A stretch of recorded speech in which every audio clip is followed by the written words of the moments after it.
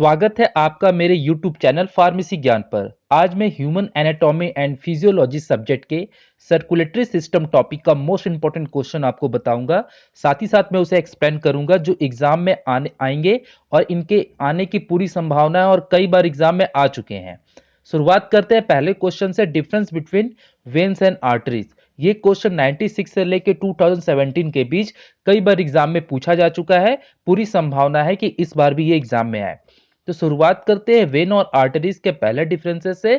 The vessel which collect the blood from different part of the body and empties it contents into the heart is called vein. यानी कि ऐसा vessel जो शरीर के विभिन्न भागों से ब्लड कलेक्ट कर करके हार्ट तक लाता है और वहां उसे खाली कर देता है, उसे वेन्स कहते हैं।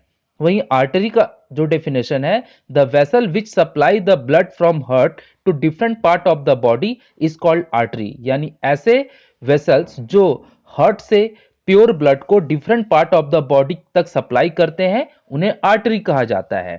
दूसरा डिफरेंसेस यह है कि it is a thin wall, यानी कि इनका दीवार पतला होता है। और आर्टरीज का दूसरा पॉइंट यह है कि it is a thick wall, इसका दीवार मोटा होता है। तीसरे डिफरेंसेस की बात की जाए, द ल्यूमेन इज बिगर और इसका ल्यूमेन स्मॉलर होता है। चौथा डिफरेंसेस की बात की जाए तो वाल्व्स आर प्रेजेंट, यानी कि वेन्स में वाल्व्स प्रेजेंट होते हैं और आर्टरीज में the valves are absent, valve arteries में नहीं होते हैं। पांचवें डिफरेंसेस की बात की जाए तो veins are more superficial as compare to arteries, यानी वेन्स जो है आर्टरीज के मुकाबले ज्यादा सुपरफिशियल होते हैं। यानी कि ये वेन्स जो है वो आर्टरीज से ऊपरी सतह पर पाए जाते हैं। यानी हमारे स्किन के अगर पहले जगह पर आप खोजेंगे तो आपको वेन्स प्राप्त होंगे, आर्टरीज उसके नीचे होंगे। वहीं पांचवा जो पॉइंट है आर्टरीज का, arteries are place deeper as compare to vein. Arteries जो होते हैं वेन्स के मुकाबले डीपर, मतलब हमारे स्किन के अंदर मौजूद होते हैं। छठा पॉइंट यह है कि veins have less elastic tissue, veins में इलास्टिक टिश्यू कम होते हैं, यानी इनमें लचीलापन कम होता है। और इसका छठा पॉइंट यह है कि arteries consist of elastic fibre and smooth muscles. Artery में इलास्टिक फाइबर ज्यादा होते हैं और ये स्मूथ मसल से बने होते हैं। सातवां पॉइंट यह है कि a number of ventricles unit to form veins, यानी कि बहुत सारे वेनिकल्स मिलकर के वेन्स का निर्माण करते हैं। वहीं दूसरी ओर आर्टरीज में स्मॉलर ब्रांचेस ऑफ आर्टरीज मिलकर के आर्ट्रियोलस का निर्माण करते हैं। आठवां डिफरेंसेस यह है कि ब्लड फ्लो इज स्लो, यानी कि वेन्स में ब्लड धीरे फ्लो होता है, वहीं आर्टरीज में ब्लड फ्लो इज रैपिड, बहुत ही रैपिड यानी तेजी से, प्रचंडता से फ्लो होता है। नवा पॉइंट यह है कि ब्लड मूव स्मूथली, वेन्स में जो ब्लड फ्लो होती है, रक्त जो बहता है वो स्मूथली बहता है। वहीं ये आपका आर्टरीज में blood move with a jerk, यानी झटके के साथ आर्टरीज में ब्लड बहते हैं। 10वां पॉइंट यह है कि veins are bluish in appearance, यानी कि वेन्स से जो ब्लड बहता है वो ब्लू कलर का अपीयरेंस देता है, यानी कि नीला कलर का देखने को आपको प्राप्त होगा। वहीं आर्टरीज का जो अपीयरेंस होता है वो रेड कलर का होता है। और 11वें डिफरेंसेस की बात की जाए तो veins carry deoxygenated blood, impure blood expect pulmonary veins, यानी वेन्स में डीऑक्सीजनेटेड ब्लड फ्लो होते हैं, जिसे कि इम्प्योर ब्लड भी कहा जाता है, यानी इसमें कार्बन डाइऑक्साइड मौजूद रहता है। सिर्फ पल्मोनरी वेन्स को छोड़ करके जो है पल्मोनरी वेन्स में ऑक्सीजनेटेड ब्लड फ्लो करता है। वहीं अगर 11वें पॉइंट की बात की जाए आर्टरीज के बारे में तो आर्टरीज कैरी ऑक्सीजनेटेड ब्लड, यानी प्योर ब्लड, यानी आर्टरीज में ऑक्सीजनेटेड ब्लड होता है, प्योर ब्लड होता है, accept pulmonary artery, pulmonary arteries को छोड़ करके। और अंतिम पॉइंट 11वीं पॉइंट की बात की जाए तो veins are full of blood after death, यानी जब किसी इंसान की मृत्यु हो जाती है तो वेन्स में ब्लड पूरा फुल रहता है। वहीं आर्टरीज की बात की जाए तो इंसान की डेथ होने के बाद हार्ट काम करना बंद कर देता है, इसीलिए आर्टरीज में किसी तरह का ब्लड नहीं बचता है। तो ये था पहला मोस्ट इंपॉर्टेंट क्वेश्चन जो कई बार एग्जाम में पूछा जा चुका है। अब बात करते हैं दूसरे मोस्ट इंपॉर्टेंट क्वेश्चन के बारे में। Draw a label diagram of internal structure interior of heart, यानी हार्ट का डायग्राम बना करके अंदर के सारे पार्ट्स को आपको लेबल करना है। और ये क्वेश्चन इतना ज्यादा महत्वपूर्ण है कि ये भी कई बार एग्जाम में पूछा जा चुका है। 96 से लेकर के 2018 के बीच में ये आपके फार्मेसी एग्जाम में कई बार पूछा जा चुका है, तो इसलिए इसे स्किप करने की जरूरत बिल्कुल भी नहीं है। सामने स्क्रीन पर जो आप हार्ट का डायग्राम देख रहे हैं, इससे सिंपल डायग्राम आप कहीं प्राप्त नहीं करेंगे। ये आप एक बार अगर इसे बना लोगे तो ये आपके माइंड में सेटअप हो जाएंगे। शुरुआत करते हैं हम लोग राइट साइड से। राइट साइड में जो आप देख रहे हैं, सबसे पहले सुपीरियर वेना कावा, जिसे एसवीसी कहा जाता है। ठीक उसके नीचे राइट ऑट्रियम, यानी कि आपका राइट साइड का जो पार्ट है हार्ट का, वो दिया हुआ है। उसके बाद पल्मोनरी वाल्व्स है जो देख रहे हैं। उसके ठीक नीचे इंफीरियर वेना कावा है। उसके ठीक नीचे ट्राइक्यूस्पिड वाल्व है। उसके ठीक नीचे राइट वेंट्रिकल्स है और सबसे नीचे डिसेंडिंग ओरोटा है।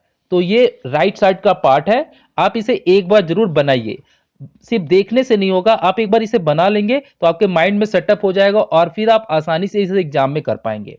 अब लेफ्ट पार्ट की बात की जाए तो सबसे पहले ओर्टा है, उसके बाद पल्मोनरी आर्टरीज है, ठीक उसके नीचे पल्मोनरी वेन्स है, उसके ठीक नीचे लेफ्ट ऑट्रियम है, उसके ठीक नीचे बाइक्यूस्पिड या मिट्रल वाल्व है, उसके ठीक नीचे ऑर्टिक वाल्व है, उसके ठीक नीचे सेप्टम है, उसके ठीक नीचे लेफ्ट वेंट्रिकल्स है और सबसे नीचे papillary muscles with a chordae tendineae. ये सारी चीजें मैंने आपको बता दी। ये क्वेश्चन इतना ज्यादा इंपॉर्टेंट है कि हर बार पूछता है एग्जाम में, इसीलिए हार्ट का डायग्राम और उसे लेबल करना आप एक बार जरूर प्रैक्टिस कर ले।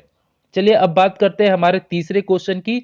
How is blood pressure recorded measure clinically, give the procedure of measurement of blood pressure. यानी कि ब्लड प्रेशर कैसे रिकॉर्ड किया जाता है क्लिनिकली और क्या प्रोसीड्यूर है, क्या तरीका है ब्लड प्रेशर को मेजर करने का। तो चलिए शुरुआत करते हैं इसके आंसर के पहले पॉइंट से। Blood pressure is measure by instrument known as sphygmomanometer. यानी ब्लड प्रेशर जिस इंस्ट्रूमेंट से नापा जाता है उसे स्फैगोमैनोमीटर कहा जाता है। मेथड की बात की जाए तो तीन प्रकार के मेथड होते हैं ब्लड प्रेशर को मेजर करने के लिए। पहला है ऑक्सीलेटरी मेथड, दूसरा है एसोलेटरी मेथड और तीसरा है पल्पेटरी मेथड। अब इस क्वेश्चन में यह भी दिया गया है कि आपको एक प्रोसीड्यूर बताना है, तो आप तीनों में से किसी एक प्रोसीड्यूर के बारे में बता सकते हैं। तो चलिए हम लोग ऑक्सिलरी मेथड से किस तरह से ब्लड को मेजर करें उसे हम लोग एक्सप्लेन कर देते हैं। तो procedure of measurement of blood pressure. For the measurement of blood pressure the patient must to be at rest both physically and mentally. यानी अगर किसी पेशेंट का ब्लड प्रेशर आपको मेजर करना है तो वह पेशेंट बहुत ही ज्यादा जरूरी होना चाहिए कि वो रेस्ट में हो, फिजिकली और मेंटली रूप से। यानी कि वो किसी तरह का ऐसा अबनॉर्मल बिहेवियर ना करे, नहीं तो प्रॉब्लम आ जाती है ब्लड प्रेशर के रिकॉर्डिंग में। दूसरा पॉइंट यह है कि the rubber bag is wrap around the upper arm with the help of pressure pump. The air is push into the rubber bag until the pressure of 200 millimeter of Hg is reached on the mercury manometer। यानी कि rubber bag को हमारे arm के चारों तरफ अच्छे से लपेट देना चाहिए। फिर उसके बाद प्रेशर पंप की मदद से एयर को रबर बैग में पुश करना चाहिए। तब तक पुश करना चाहिए जब तक कि अंदर का प्रेशर जो है 200 मिलीमीटर Hg ना पहुंच जाए। ये आप मरकरी मैनोमीटर में देख सकते हैं। उसके बाद दिस प्रेशर ऑब्लिरेट द ब्रोंचिकल्स आर्टरीज। यानी कि ये जो प्रेशर बन रहा है ये ब्रोंचिकल आर्टरीज के अकॉर्डिंग बन रहा है। The pulse disappears at the elbow joint. और ये जो पल्स है जो जनरेट होता है वो एल्बो ज्वाइंट के आसपास जनरेट होता है। Stethoscope is kept at the elbow. फिर हम स्टेटोस्कोप को एल्बो के पास ले जाएंगे and heart sound are observe. और उस समय हमें हार्ट साउंड को एब्जॉर्ब करना पड़ेगा। The air is in the bag is slowly release. फिर धीरे धीरे बैग के अंदर के जो एयर है उसे हम लोग रिलीज करेंगे। The stage at which first pulse is heard. और जैसे जैसे जब हम रिलीज करेंगे ठीक उसी समय पहला पल्स हमें हार्ट का सुनाई देगा, in which a soft pumping noise, जो कि एक सॉफ्ट पंपिंग नॉइज के जैसा होगा। At the elbow is noted on the manometer. और मैनोमीटर में आप इसे नोट कर पाएंगे। This is known as systolic BP. यानी इसे सिस्टोलिक ब्लड प्रेशर कहा जाता है। The air found the rubber bag is further release and the stage which heard is sound stop. और फिर से जो एयर बैग में एयर है उसे रिलीज करेंगे और इस तरह से हार्ट का जो साउंड है वो आना बंद हो जाएगा and is recorded on the manometer. और वो मैनोमीटर में रिकॉर्ड हो जाएगा। This is known as diastolic blood pressure और इसे डायस्टोलिक ब्लड प्रेशर कहा जाता है। तो इस तरीके से हम ब्लड प्रेशर क्लिनिकली रूप से मेजर कर सकते हैं। इसके अलावा कुछ और मोस्ट इंपॉर्टेंट क्वेश्चन है जो सामने आपको स्क्रीन पर देख रहे हैं। इन सारे क्वेश्चन को भी आप एक बार जरूर रिवाइज कर ले। ये मोस्ट इंपॉर्टेंट क्वेश्चन है और एग्जाम में आने की पूरी संभावना है। अपने दोस्तों के बीच शेयर करें, लाइक कमेंट करके मुझे अपना प्यार देते रहे, और चैनल को अभी तक सब्सक्राइब नहीं किया तो जरूर सब्सक्राइब कर ले, क्योंकि आपको पास कराने के लिए मैं कुछ भी कर सकता हूं, कितनी भी मेहनत कर सकता हूं। मिलते हैं नेक्स्ट वीडियो में। Bye bye.